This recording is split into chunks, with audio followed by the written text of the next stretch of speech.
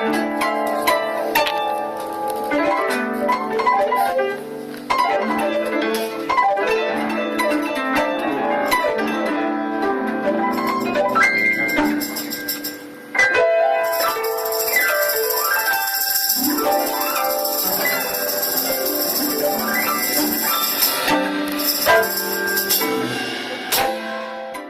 name is Susan Allen.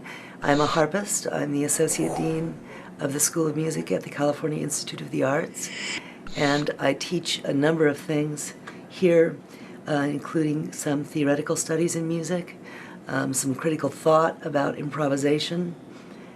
We actually get into the quantum fields about free improvisation.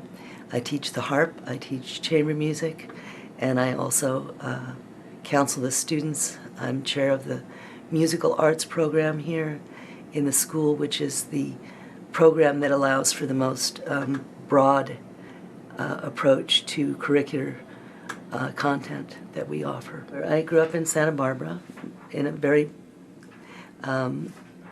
privileged location, and I thought harps were normal. They appeared in lots of buildings I went into. I was raised in the Unitarian Church, and the organist was married to a harpist, and she'd bring her harp in every now and then, and he'd compose a new piece, and she'd play it. I think that's how I got to doing new music on the harp.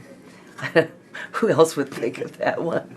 So, yes, and then I went through the traditional, lines of study, private lessons, Music Academy of the West in the summers, and went to New England Conservatory of Music for my first year of college and hated it. And I was just going to go apprentice with my teacher, my favorite harpist in San Francisco, Marcella DeCray, whose specialty was new music, playing new pieces. And then Cal Arts opened. It just appeared on the horizon. And so I transferred to Cal Arts in 1970 and graduated from here in 73. And then went out and made my way in the world on the East Coast. Mel Powell always said I always improvise when I played these new pieces, he said, because people would write things that I couldn't play and I'd just make something up that would sound good for them. But because I always wanted to work with composers. So I did a lot of commercial work there and teaching. And then when I came back to the West Coast in 1983, then I started experimenting with improvisation. Started working with a group called Adam Rudolph's Moving Pictures. Went on tour with him and Yusef Lateef. Played harp with Yusef quite a bit. And then moved forward to work with Vinnie Golia, free improviser. And then moved forward to work with Susie Allen, free improviser. And now I'm pretty much gone off on a completely different tangent with that work. Now my interests are the large ensemble and that phenomenon. And I work with a trio that is myself, Russ Pearson, who's a bass player from the UK, and Nicholas Chase, who plays laptop and turntables. We do free improvisation for bass, laptop turntables, and harp. And I also play the kayagum, and that was a Korean zither, like a koto. I studied that for 5 years in Los Angeles. This is Hizayu, the director of Hizayu Korean Dance Institute. I would first like to give my condolences to Suzi's family. She came to my studio to learn the kayagum, even though she was busy and lived far away. She was the fastest learner and the nicest person I've ever met.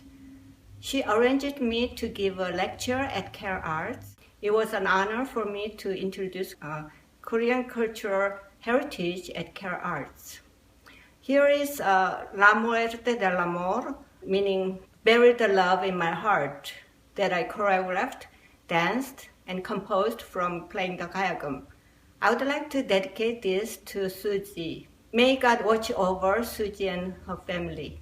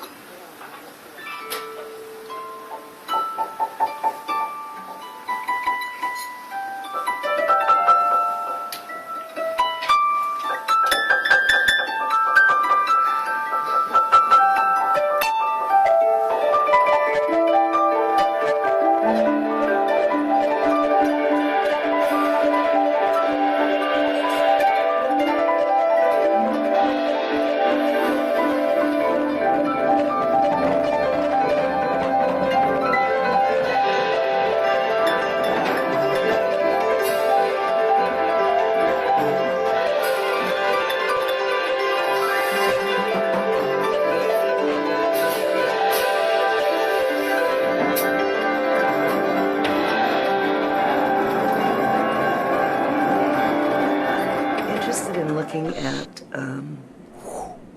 how a large ensemble, or even a small ensemble of more than 3 or 4 people, maybe 6, 7, up to 20, how that functions, how does that happen without leader, without plan, in free improvisation. And I believe it has something to do with self-organizing forms, and also look at it not only from that perspective, but from other perspectives, from sociological perspectives, interactive perspectives, group dynamics, that kind of thing, so that music almost becomes a metaphor for human interaction. In the ensembles, we do a lot of exercises that are designed to ease the flow of communication between multiple persons in the same room, things about deferring to others, waiting to make your statement. And I teach a class called Music Improvisation Out of This World, in which I take a number of writings, philosophical writings, writings in physics, thoughts about suddenness, and thoughts about presence, notions of self-expression, this kind of thing, even notions about spirituality. And we read a lot of stuff and talk about it, and we also play together. So that's the way I teach that particular part of it. Because I was so astonished by what happens in the improvisational group. When you let it go, it happens. I know that doesn't make any sense, but it does. And like when you let the endings happen, they happen. And I thought, that's a phenomenon. Can it be identified in some way? And so I started looking around for ways of identifying what was going on. But I'm not sure that one can actually identify it at all. The notion of voice is really, really important. I like to encourage the intuitive side of music making. It's hard to do when you're using things like words to teach. And I know there's always, in any educational setting, there's always this focus on, skills and all these bases and stuff. But I'm fortunate because I get to fool around with the intuitive side and doing the improvisational work and things like that. And I think I encourage them because I enjoy what they do when they experiment. And I let them know that, And it gets more and more out the further we go. And they really are creative. If somebody's really that convinced that that's what they should be doing, you should probably let them do it. If there's a whole bunch of uncertainty, maybe that's real. But if a kid comes in and says, I want to do this, I wouldn't question it. I said that when I was 12. I want to play the harp. And I did. So we shouldn't doubt youth. They're pretty wise. One of the great animation teachers here, Jules Engel, said it's not what we give to the students, it's what we don't take away from them, which is appropriate to that inquiry. It takes guts and self-confidence and always inquiry, asking questions, always, an inquiring mind.